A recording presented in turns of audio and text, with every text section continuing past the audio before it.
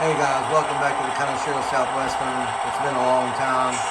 I just wanted to give a good shout out to some SP engines that I have, and to a shout out to a gentleman named George Bigfoot Trains.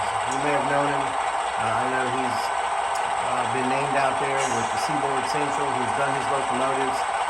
And I will just share with you, George Bigfoot Trains has done a phenomenal job on my SP switcher units. He's got the beacons working, directional lighting. He's got them squealing when they make a break. I would just tell you folks that he does a really great job. He's very informative and connects with you on any issues that there may be. And if you're looking to have some ESU Lok Sound installed into your locomotives like I have, the ESU V5s, I would reach out to George Bigfoot Trains, and I would just tell you that you can't beat it. You can't beat it for the work that he does, and I just want to say thank you, and more coming your way. Enjoy the video.